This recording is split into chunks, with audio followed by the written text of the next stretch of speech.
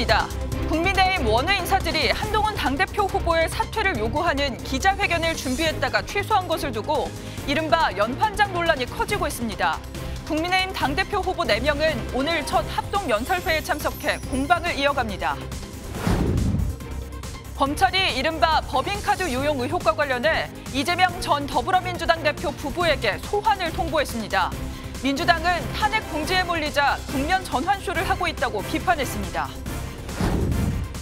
어제 오후 서울 이촌동에서 70대 택시 운전자가 사중 추돌 사고를 내 2명이 다쳤습니다.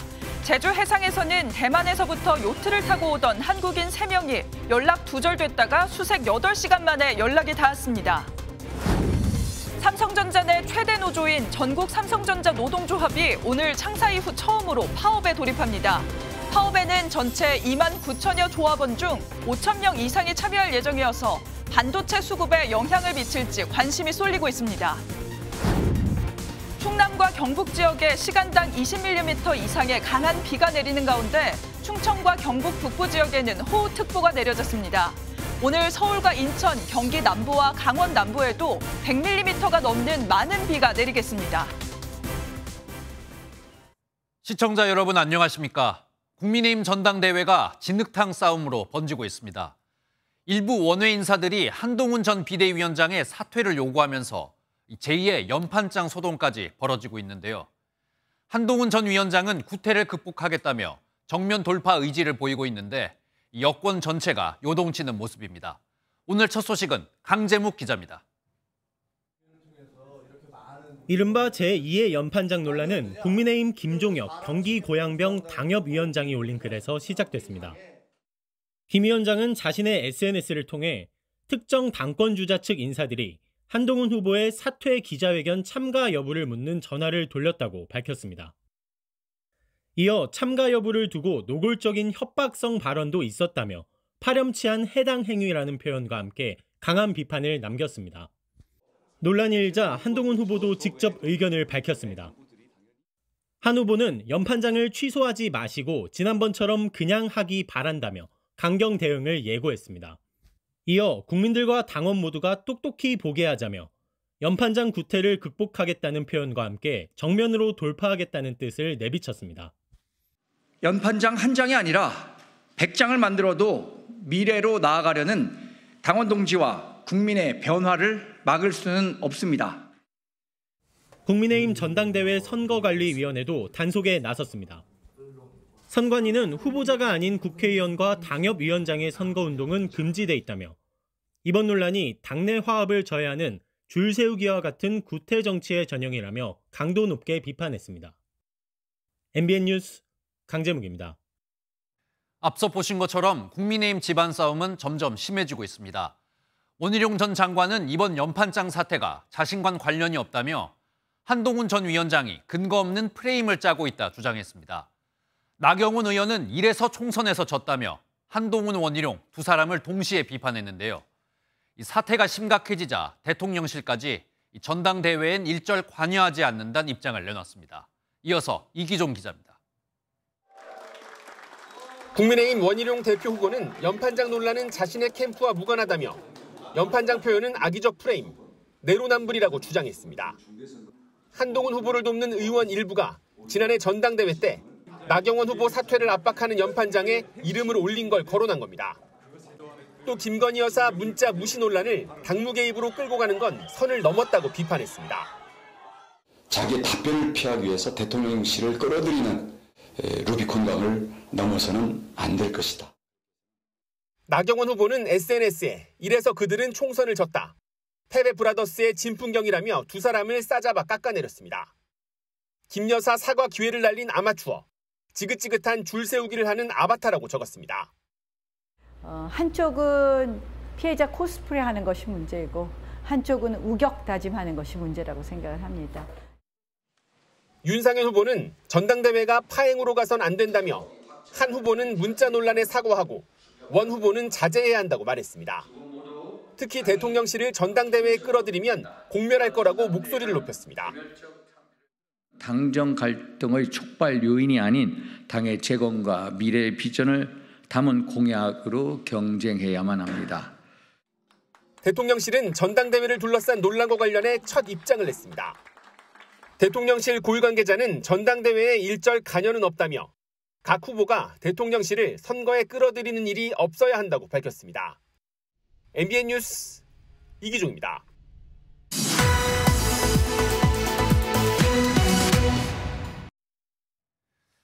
연일 국민의힘 전당대회 당권 주자들을 둘러싼 논란이 뜨겁습니다. 제2의 연판장 사태로 불리는 이번 논란에 대해서 국회팀 유승호 기자와 자세한 이야기 나눠보겠습니다. 어서 오십시오. 유 기자, 일단 이 연판장 사태 주말 동안 굉장히 뜨거웠는데 이 연판장 실제로 돈 게 맞긴 맞습니까? 예, 맞습니다. 일부 인사들이 원외 당협위원장들에게 전화 연락을 돌린 건 사실입니다. 지난 6일 밤부터 당협위원장 단체방에 이런 연락을 받았다는 글이 올라오기 시작했는데요. 김건희 여사 문제에 대해 한동훈 전 비상대책위원장의 대응을 비판하는 취지의 기자회견이 준비됐고 여기에 참석 여부를 묻는 내용이 담긴 것으로 전해집니다. 실제로 10명 정도가 참여 의사를 전달했고 20여 명이 이름을 올리는 데 동의했다고도 알려졌는데요. 하지만 당무 개입 논란으로 예민한 사안인 만큼 결국 기자회견은 취소됐습니다. 네, 기자회견이 추진이 됐다가 취소된 이런 해프닝이 있었는데 이번 사태를 보면 지난 전당대회 때 이 김기현 후보, 나경원 후보가 맞붙었던 이 제2의 연판장 사태가 제1의 연판장 사태가 생각이 나는 것 같습니다.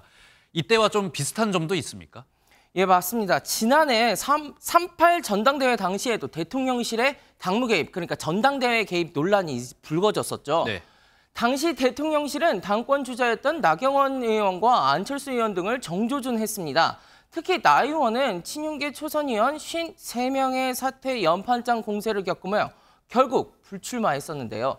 나 의원은 한 전 위원장이 비상대책위원장 당시 역할과 책임을 다하지 않은 점에서 자신과 엄연히 상황이 다르다고 밝혔습니다.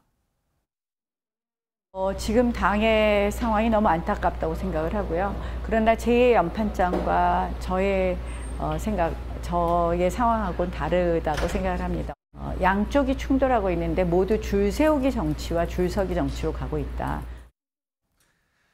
네, 그런데 이번 논란, 여러 가지 논란의 시작으로 돌아가 보면 이 김건희 여사가 보낸 문자를 한동훈 전 위원장이 무시했다. 여기서부터 시작이 됐잖아요. 네네. 이 문자 메시지 내용들이 추가로 몇 개가 공개가 됐다면서요. 예, 김 여사가 한 전 위원장에게 처음으로 문자 메시지를 보낸 건 지난 1월 15일이었습니다. 예.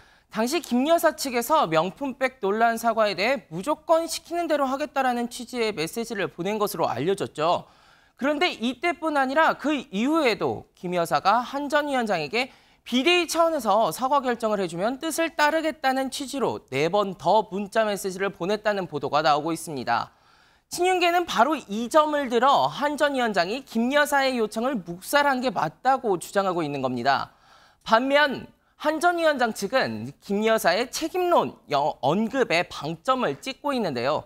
한 전 위원장 측은 김 여사가 사과하면 책임론에 불이 붙을 것이라고 언급했다며 결국 사과가 어렵다는 내용 아니냐며 맞서고 있습니다. 네, 국민의힘 내부 갈등이라고 해야 되나요? 분위기가 좀 과열되는 이런 것 같은데 오늘 합동연설회가 예정되어 있잖아요. 분위기는 어떻습니까?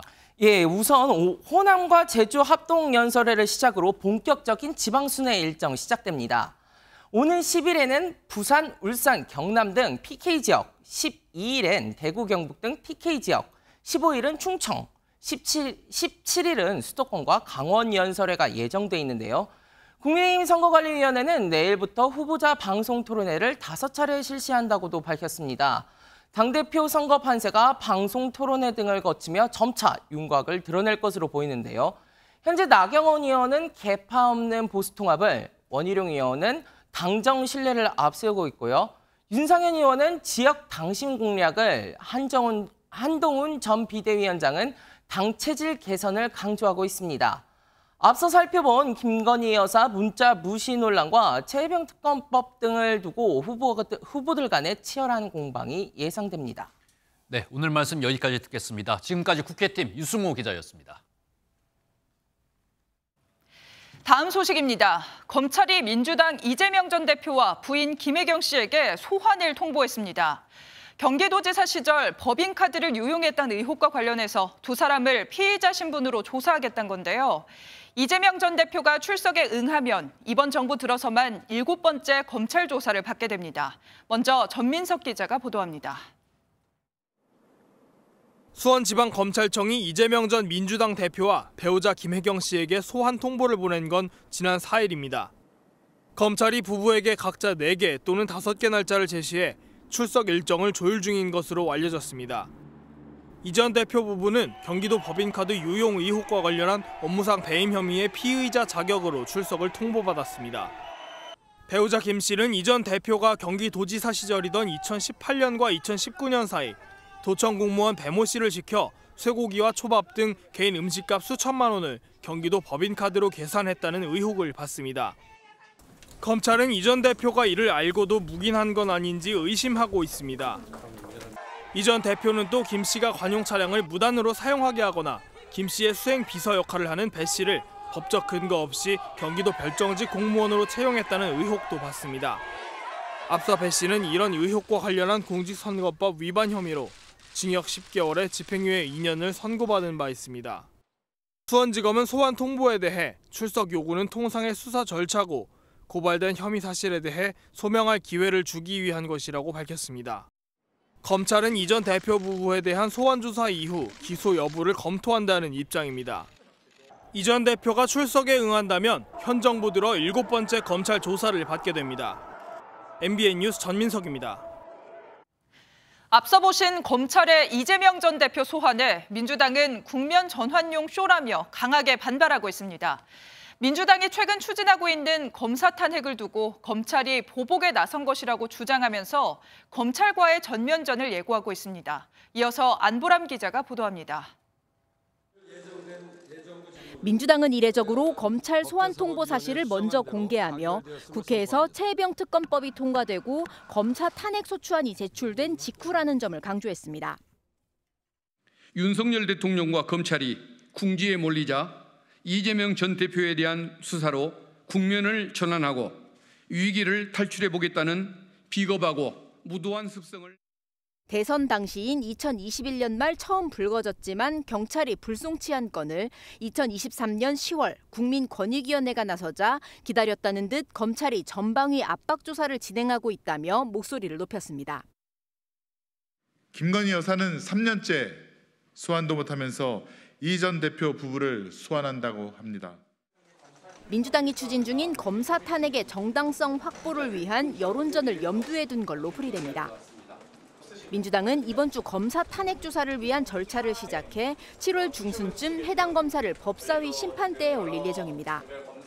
국민의힘은 민주당의 검사 탄핵 추진에 대해 이재명 전 대표를 지키기 위한 행패라고 쏘아붙였지만 민주당의 계획을 막을 방법은 없어 보입니다. MBN 뉴스 안보람입니다. 오늘 하루 중요한 일정을 소개해드리는 굿모닝 오늘입니다. 어떤 일정이 있는지 함께 살펴보겠습니다. 윤석열 대통령이 오늘 미국 워싱턴 DC에서 열리는 북대서양 조약기구 나토 정상회의 참석을 위해 오늘 출국합니다. 우리 대통령이 3년 연속 나토 정상회의에 참석하는 건 이번이 처음으로 한미, 한일, 한미일 정상회담 개최 여부는 확정되지 않았습니다. 이른바 탈북어민 북송 사건과 관련해 정의용 전 청와대 국가안보실장 등 문재인 정부 안보라인 인사들에 대한 재판이 오늘 오전 시작됩니다. 해당 재판은 지금까지는 대부분 비공개로 진행됐지만 재판부는 지난달 원칙상 공개 재판을 하는 게 맞다고 밝힌 바 있습니다. 내년도 의과대학 입시와 관련해 오늘부터 고려대 등 9개 대학교가 재외국민과 외국인 특별전형 원서 접수를 시작합니다. 모집 인원이 대폭 확대된 내년 의대 입시 전형이 시작된 걸로 9월 9일에는 정원의 67%를 뽑는 수시 모집 일반 전형의 원서 접수가 시작됩니다. 지금까지 굿모닝 오늘이었습니다. 오늘부터 전국에 많은 장맛비가 내리겠습니다. 장맛비는 이번 주 내내 이어질 전망인데요. 최대 120mm의 많은 비가 쏟아질 것으로 보이는데 시간당 30mm의 집중호우도 예고돼 있습니다. 비 피해 각별히 주의하셔야겠습니다. 강서영 기자입니다. 어제 충청 지역에 영향을 줬던 정체 전선이 오늘은 서울 수도권까지 확대돼 많은 비를 뿌릴 예정입니다. 전국에 비가 오는 가운데 수도권과 강원 내륙에는 오늘 하루 최대 100mm, 충청과 경북 북부에는 120mm의 비가 예고돼 있습니다. 특히 수도권과 경북 북부, 전북 북부에는 돌풍과 천둥 번개를 동반한 시간당 30mm 안팎의 집중호우도 내릴 것으로 보입니다. 기상청은 전체 전선이 잠시 남하하는 목요일과 금요일을 제외하면 이번 주 내내 전국에 장맛비가 내릴 것으로 보고 있습니다. 다만 좁은 지역에 매우 강한 비가 내리는 정체 전선의 특성상 인접한 지역이더라도 강수량과 강수 패턴이 다를 수 있다고 덧붙였습니다. 이번 주에 우리나라는 정체전선의 영향을 지속적으로 받으면서 많은 비가 내리겠고요. 기상청은 이미 많은 비가 내려 지반이 약해지고 강물이 불어나 있다며 각종 비 피해가 발생하지 않도록 유의해달라고 당부했습니다. MBN 뉴스 강서영입니다. 어제 오후 서울 이촌동에서 70대 택시 운전자가 4중 추돌 사고를 내 2명이 병원에 옮겨졌습니다.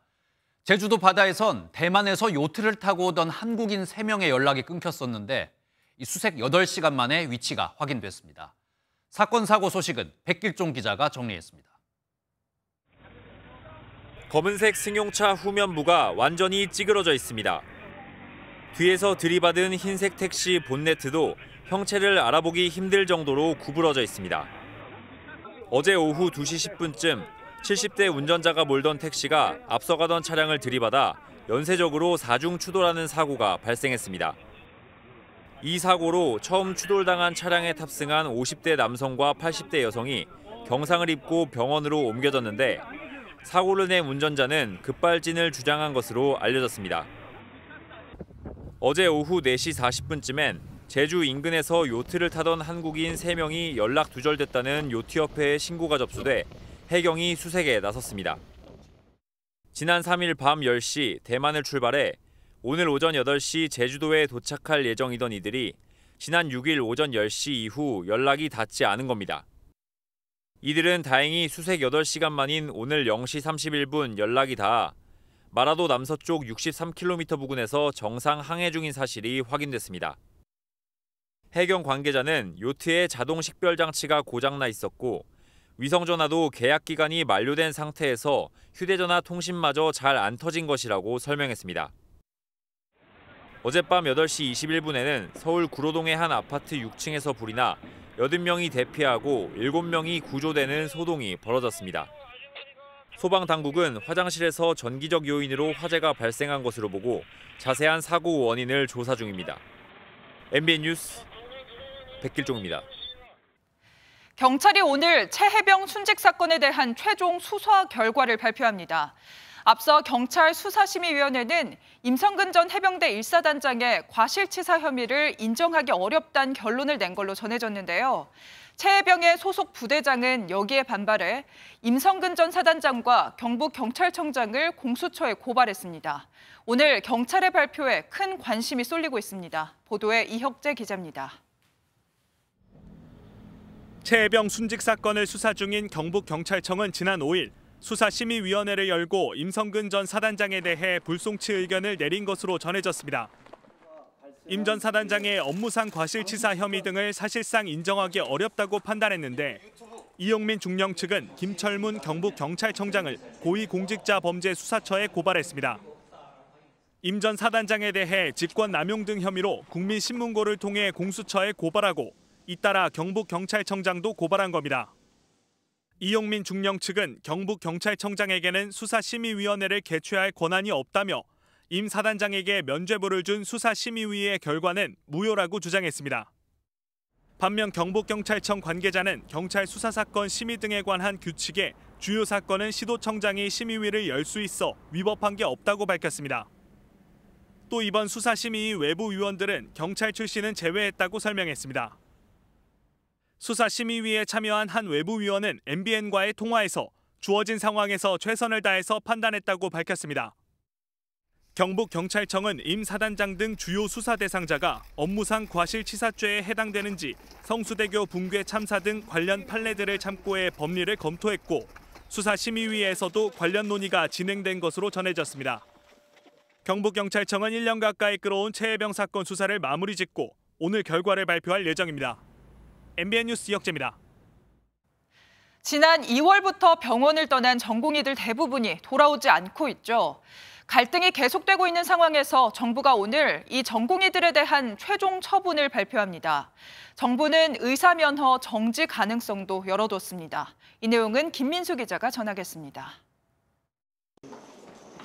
보건복지부는 오늘 의사 집단행동 중앙재난안전대책본부 회의가 열린다고 긴급 공지했습니다. 조규홍 복지부 장관이 회의를 주재하고 주요 내용을 공개합니다. 지난달 조 장관은 7월 초에 미복귀 전공의들에 대한 처분 방안을 내놓겠다고 밝혔습니다.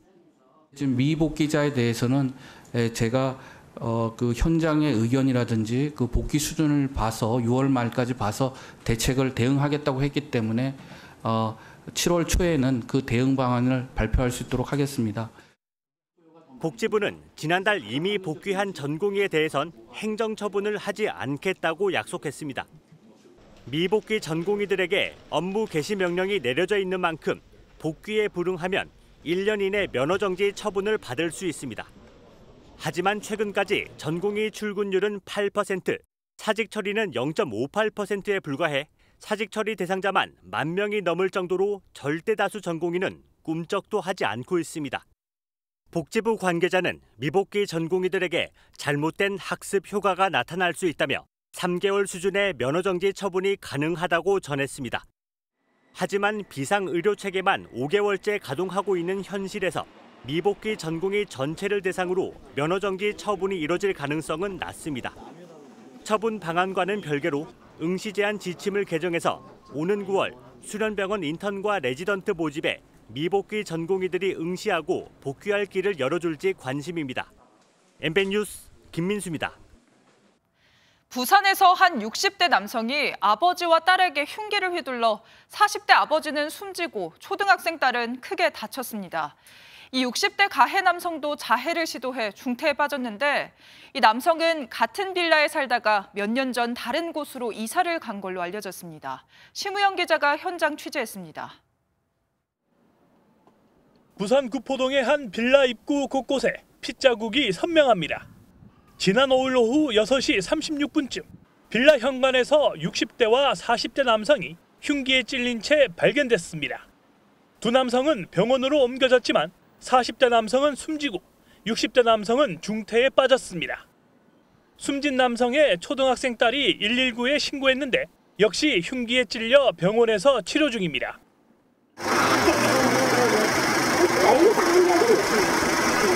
비명 같은 소리가 나. 흉기를 휘두른 건 60대 남성으로 알려졌습니다. 60대 남성은 숨진 40대 남성이 산책을 가려고 빌라 현관을 나서자 곧바로 흉기를 휘두른 뒤 자해를 시도해 중태에 빠졌습니다. 경찰은 이 남성이 같은 빌라에 살다 이사를 한 것으로 파악했습니다. 60대는 그 빌라에 다른 세대에 살았고 다른 데로 이사를 갔었어요. 2년 정도 됩니다. 지인집을 방문한 걸로 일단 추정이 돼요. 경찰은 이들이 기존에 알던 사이였던 것으로 보고 정확한 범행 동기를 수사 중입니다. MBN 뉴스 심우영입니다.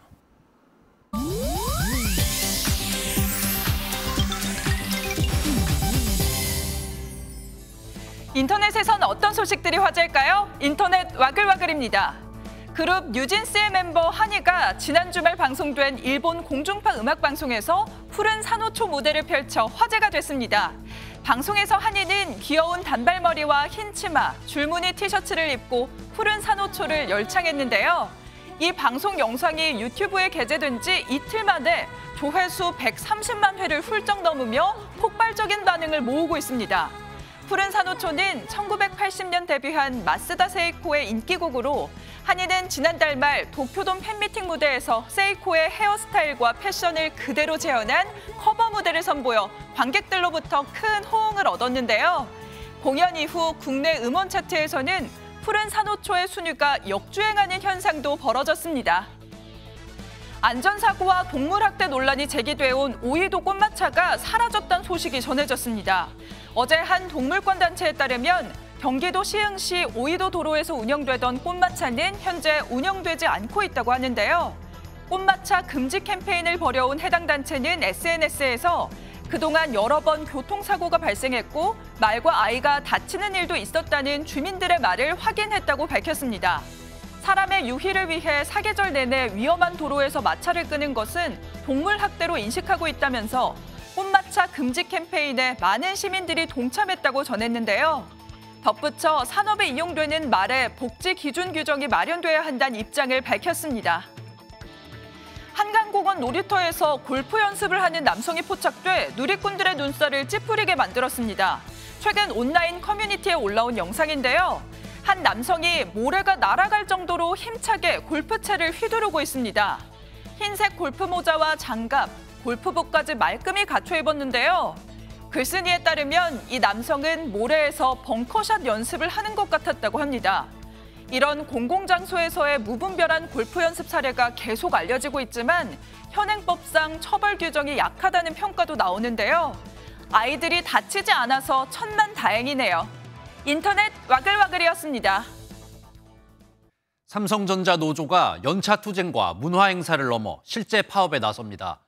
오늘부터 사흘 동안 파업이 진행되는데 노사 양쪽의 입장이 좁혀지지 않고 있어 이번 파업이 길어질 수 있다는 전망이 나옵니다. 자세한 내용은 한범수 기자가 전하겠습니다. 삼성전자 내 최대 노조인 전국 삼성전자 노동조합이 창사 이후 처음으로 파업합니다. 노조는 오늘 오전 경기 화성사업장 앞에서 결의대회를 열고 오는 10일까지 사흘간 파업에 돌입한다고 밝혔습니다.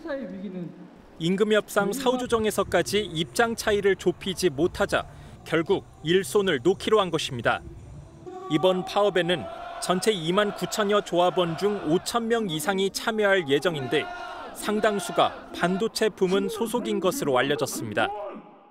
사측의 사후 조정안은 노동자들의 대등한 관계를 생각하지 않고 여전히 회사의 소모품처럼 만만하게 보고 있습니다.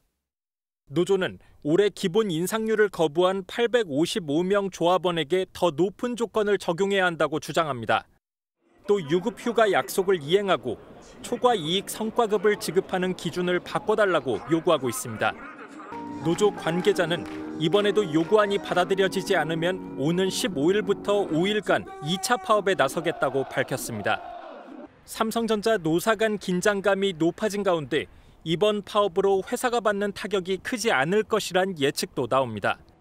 반도체 생산 라인이 상당 부분 자동화돼 있기 때문인데 실제로 지난달 연차 투쟁 때 사측 손실이 크지 않았습니다.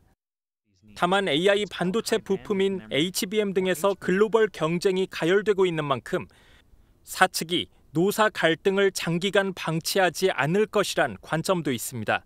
MBN 뉴스 한범수입니다. 돌고 돌아서 결국 홍명보였습니다. 5달 동안 비어있던 우리 축구대표팀의 새 사령탑으로 홍명보 감독이 내정됐습니다. 10년 만에 다시 대표팀 지휘봉을 잡은 홍명보 감독. 표류하고 있는 한국 축구를 구할 수 있을지 관심이 쏠리고 있습니다. 이 소식은 최영규 기자입니다. 지난 2월부터 5달 동안 새 감독을 찾아 헤맨 축구협회의 선택은 홍명보 울산 HD 감독이었습니다.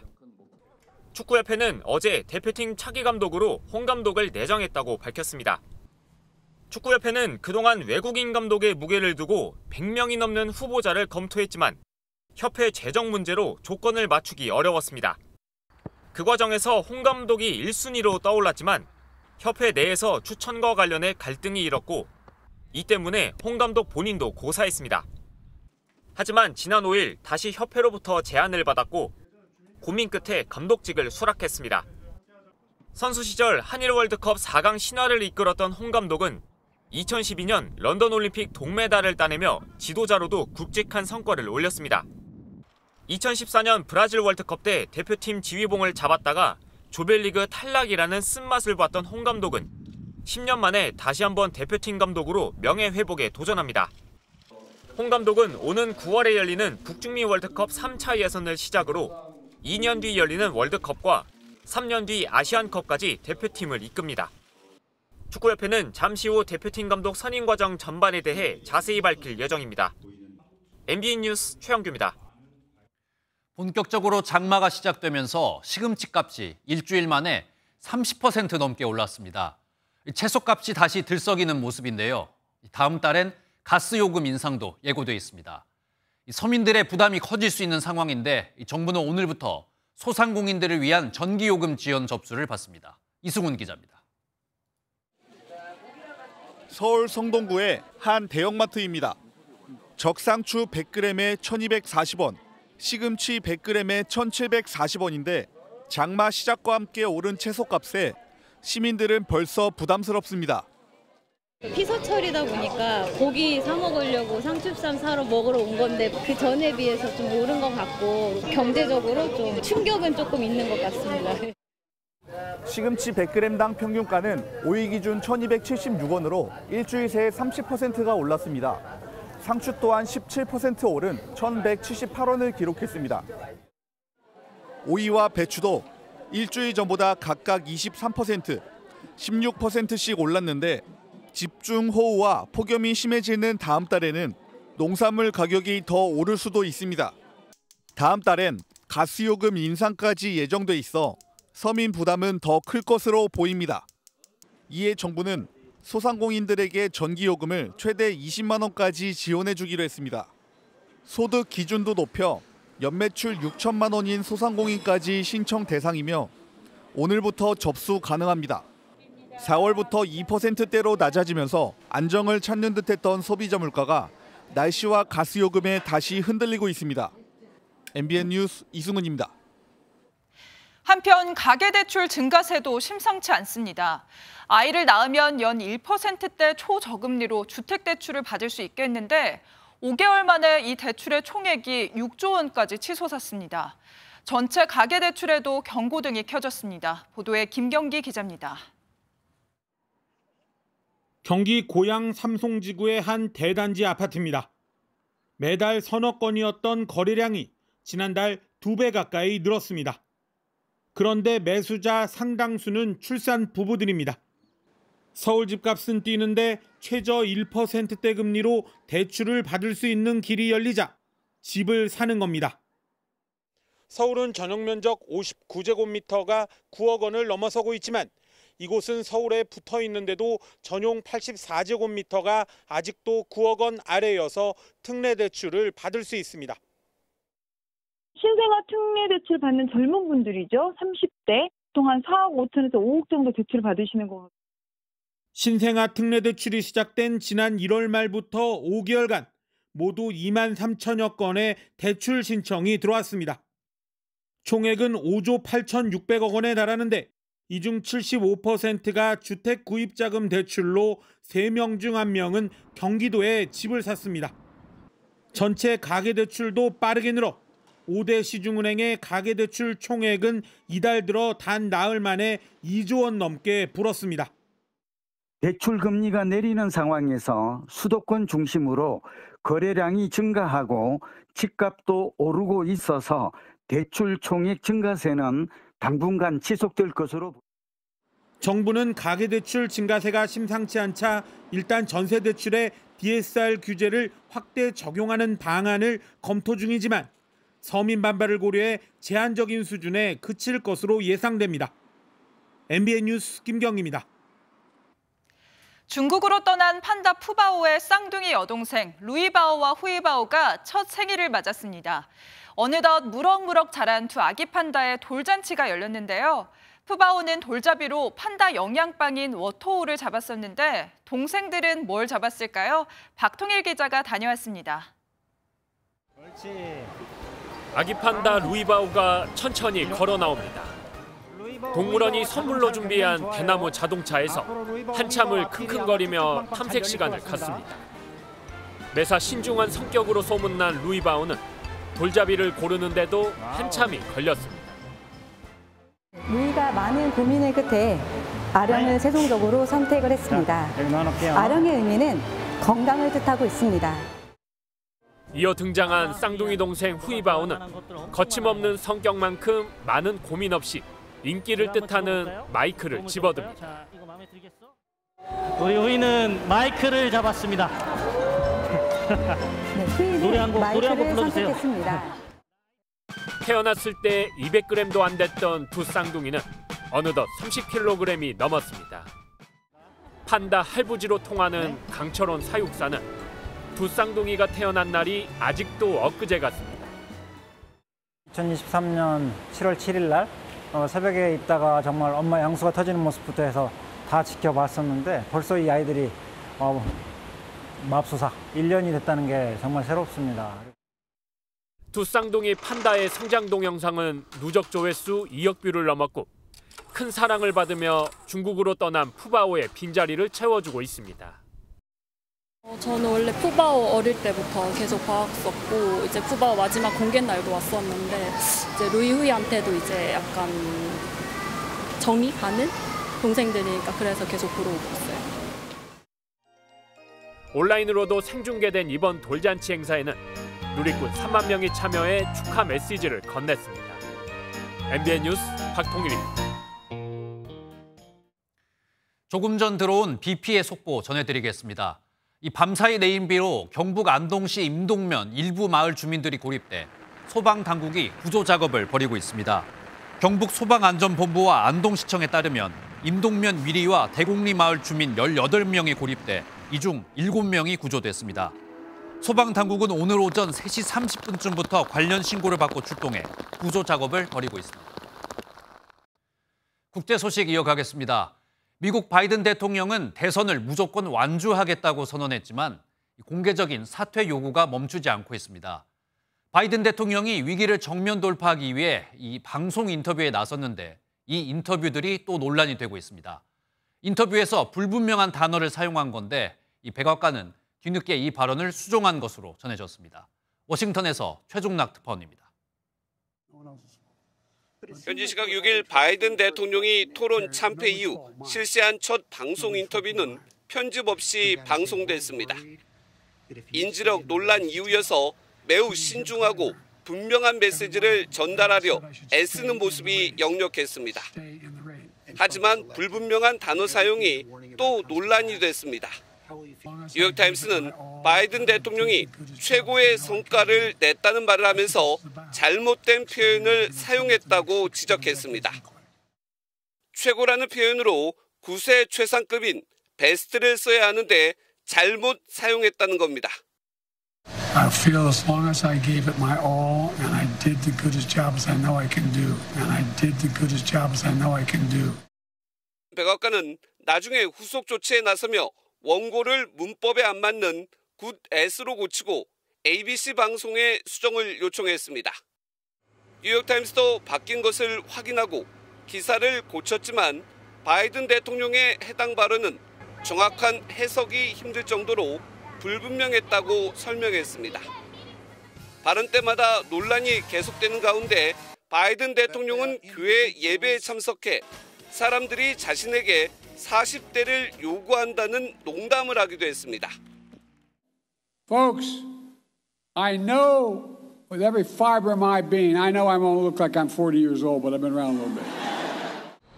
이런 가운데 뉴욕 포스트는 지난 1월 백악관에서 바이든 대통령 주치의가 신경과 전문의를 만났다고 보도해 바이든의 인지력과 관련한 논의를 했을 가능성도 제기했습니다.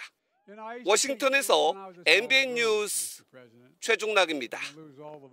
프랑스 총선에서 좌파 연합이 극우 정당을 누르고 원내 일당을 차지할 거란 출구조사 결과가 나왔습니다. 1차 투표 때와 정반대의 결과가 나온 건데요. 극우 정당의 집권은 막자며 좌파와 중도 성향 후보들이 대대적인 단일화를 이뤄낸 결과로 풀이됩니다. 이 소식은 이교옥 기자가 보도하겠습니다. 현지 시간으로 어제 치러진 프랑스 총선 결선 투표 출구조사 결과가 발표되고 사람들은 환호합니다. Il est 20h et c'est une surprise colossale ce soir puisque d'après la projection de notre institut ELAB, c'est le nouveau Front populaire qui aurait le groupe le plus important à l'Assemblée entre 175 et 205 sièges, suivi d'Ensemble qui résiste mieux qu'attendu, Ensemble entre 150 et 175. 프랑스 총선 결선 투표에서 좌파 연합이 1위, 마크롱 대통령의 범여권이 2위, 극우 정당은 3위로 밀려난다는 예측치가 나왔습니다. 1차 투표에서 극우 정당이 33%를 득표하면서 최종 원내 다수당이 될 거란 예상이 완전히 뒤집힌 겁니다. 좌파 연합과 범여권에서 대대적인 후보 단일화를 이뤘고 극우 집권에 대한 경각심으로 국민이 결집했기 때문으로 분석됩니다. 출구조사 발표 직후 가브리엘 아탈 총리는 사의를 밝혔고 원내 일당이 유력한 좌파 연합에선 총리직을 내놓으라고 압박하고 있습니다. Le président a le pouvoir. Le président a le devoir d'appeler le nouveau Front populaire à gouverner. 마크롱 대통령은 극좌 정당의 친하마스 성향을 문제 삼으며 정부 운영을 맡기지 않겠다는 입장이라 총리 임명까지는 혼란이 불가피합니다. 하지만 프랑스 정계에서는 극우 정당을 견제하고 여당의 제2당 지위를 확보함으로써 의회 해산 후 조기 총선이라는 마크롱의 승부수가 먹혔다는 분석을 내놓고 있습니다. MBN 뉴스 이교욱입니다.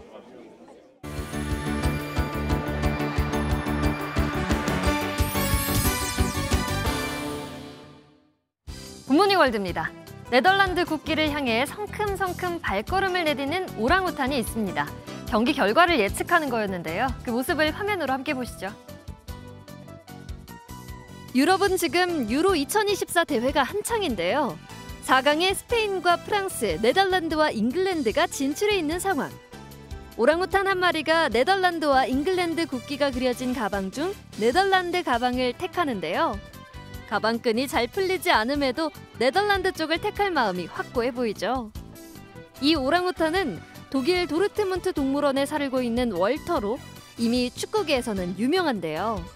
수년째 사람들의 관심을 끌고 있는 축구 경기에서 승자를 맞춰왔는데 지난주 개최국 독일이 스페인에 1대2로 패하는 것도 정확히 예측했다고요.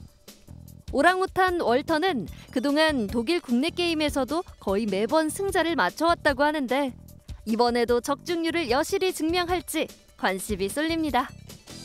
저마다 등딱지에 번호를 달고 경주에 임하는 이들이 있습니다. 느리지만 작고 귀여운 이들의 경주 함께 만나보시죠. 비장한 얼굴로 테이블 위에 흰색 테이블볼을 까는 남성. 테이블 위에는 빨간 원과 까만 원이 그려져 있는데요. 잠시 후 국기와 참가 번호를 등에 표시한 달팽이들이 빨간 원에서 레이싱을 시작합니다. 달팽이 제프가 4분 3초의 기록으로 우승을 차지했습니다. 우승 상품은 맛 좋은 상추. 안타깝게도 1995년 달팽이 아치가 세운 기록에는 못 미쳤는데 당시 기록은 무려 2분 20초였다고 합니다. 이 경기는 세계 달팽이 경주 대회로 영국 노퍽주에서 열렸는데 1960년대부터 시작된 유서 깊은 대회라고 하네요. 하늘 위로 검은색과 노란색 풍선이 날아갑니다. 가자 전쟁이 하루빨리 멈추길 바라며 펼쳐진 퍼포먼스였는데요. 이스라엘로 가보겠습니다. 9개월째 지속되고 있는 가자 전쟁을 멈추고 인질들을 석방할 것을 요구하는 퍼포먼스가 이스라엘 남부 지역에서 펼쳐졌습니다. 검은색 풍선은 10월 7일 개전 이후 이미 사망한 사람들을 나타내고 노란색 풍선은 아직 가자 지구에 역류돼 있는 인질들을 뜻하는데요. 풍선의 개수는 모두 1,500개입니다. 하마스가 살해하거나 납치해간 사람들의 숫자와 일치한다는데요. 더 이상 검은 풍선의 비율이 늘어나선 안 되겠죠. 현재 하마스와 이스라엘군 사이의 휴전 논의가 계속되고 있는데 시위자들은 부디 진전이 있길 바라고 있습니다. 지금까지 굿모닝 월드였습니다.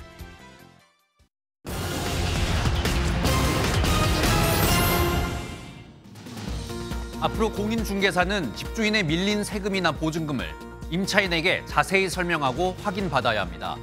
오는 10일부터 공인중개사는 집주인의 국세 및 지방세 체납 정보와 보증금과 관련된 권리관계를 자세히 설명해야 하는데요. 정부는 이번 법 개정으로 전세 사기 예방 효과를 기대하고 있습니다. 우리나라 자동차가 역대 최대 수출 기록을 다시 쓰면서 반도체와 함께 우리 수출을 쌍끌이하고 있습니다. 상반기 자동차 수출은 지난해보다 3.8% 증가해 370억 달러를 돌파했는데 이 상반기 기준 수출 기록을 다시 썼습니다. 자동차 수출은 지난해에도 9년 만에 신기록을 갱신했는데 이 기록을 1년 만에 넘어섰습니다. 미국 전기차 업체 테슬라의 주가가 최근 크게 오르면서 우리나라 투자자들이 가장 많이 보유한 해외 주식이 됐습니다. 테슬라는 지난 6월 25일부터 주가가 급등하면서 무려 34%의 상승률을 보였는데요. 지난 4일 기준 국내 투자자들의 테슬라 주식 보유액은 약 146억 7천만 달러로 엔비디아를 밀어내고 1위 자리를 탈환했습니다. 지금까지 굿모닝 경제였습니다. 여름은 전통적으로 극장가의 흥행 성수기로 꼽히는데요. 여름을 맞아 온 극장가의 분위기가 달라졌다고 합니다. 수백억 원에 달하는 대작은 아니지만 기대되는 영화들이 줄줄이 개봉을 앞두고 있는데요. 여름에 걸맞은 알짜 영화들이 어떤 시원함을 선사할지 김문영 기자가 소개합니다. 내일을 향해 탈주하는 북한 병사. 이를 보는 장교는 여러 감정이 교차합니다. 난 죽이려고선 지상당 걸릴 것 같아. 세상에 그런 낙은 없어. 실패는 할 수 있지 않겠습니까? 디즈니 픽사의 인사이드 아웃과 경쟁 중인 영화 탈주에 주체적인 삶을 위한 끝없는 도전은 관객 스스로 삶을 돌아보게 합니다. 인간이 무언가를 희망을 통해서 추구하려고 하는 이 욕망이 진짜 이렇게 간절하구나라는 것을 제가 여태까지 찍었었던 작품 중에 가장 말랐던. 목숨을 건 사투는 붕괴 위기의 공항대교를 그린 영화 탈출에서도 그려집니다. 지난해 12월 세상을 떠난 고 이선균 배우의 유작으로 군사용 실험견이라는 설정까지 더해져 새로운 재난영화가 탄생했습니다. 혹시 사일런스 프로젝트라고 알고 계십니까? 청와대에서 승인했던 프로젝트. 17년 동안 우정을 나눈 친구인 휴잭맨과 라이언 레이놀즈는 한국을 찾아 한복을 나란히 입었습니다. 데드풀과 울버린의 스크린 속 만남, 청소년 관람 불가 등급의 화끈한 액션과 입담이 마블 영화 세계관의 구세주가 될지 관심입니다. I'm the Messiah. I am Marvel Jesus. Never seen before type of action. I've done this is my 10th movie playing this character. I saw and did things that I have never done. 조정석 배우의 코미디 영화 파일럿도 개봉을 앞둬 한국 영화 대작들이 참패한 지난해와 달리 올여름은 보다 다양한 알짜 영화들이 관객들을 설레게 하고 있습니다. MBN 뉴스 김문영입니다. 오늘 아침 중부와 전북, 경북 지역을 중심으로 장맛비가 내리고 있습니다. 특히 붉은색의 강한 비구름이 머물고 있는 일부 경기 북부와 충남, 경북 지역에는 시간당 20mm 안팎의 세찬 비가 쏟아지고 있습니다. 이에 따라 충청과 경북 북부에는 호우경보나 호우주의보가 발효 중이고요. 서해상에서 발달한 강한 비구름이 꾸준히 유입되면서 그 밖에 중부지방으로도 호우특보가 확대 발효될 것으로 보입니다. 오늘 하루 동안 예상되는 비의 양은 수도권과 강원, 충청과 경북 북부에 최고 100에서 120mm 이상의 많은 비가 내리겠고요. 이들 지역은 오후까지 시간당 30에서 50mm의 집중 호우가 쏟아지겠습니다. 산사태와 저지대 침수 등 피해가 우려되는 만큼 각별히 조심하셔야겠습니다. 한편 남부지방과 제주에는 폭염특보가 계속되고 있습니다. 오늘도 이들 지역은 습도 높은 무더위가 기승을 부리겠습니다. 자세한 지역별 낮 기온을 살펴보시면 남부지방 대구 31도, 제주는 34도까지 치솟됐고요. 중부지방은 서울과 춘천이 27도로 어제와 비슷하겠습니다. 수요일까지는 전국적으로 장맛비가 이어지겠고요. 목요일부터는 정체전선이 남쪽으로 이동하면서 주로 남부지방을 중심으로 비를 뿌리겠습니다. 날씨였습니다. 월요일 아침 굿모닝 MBN 마치겠습니다. 오늘도 좋은 하루 보내시기 바랍니다. 고맙습니다.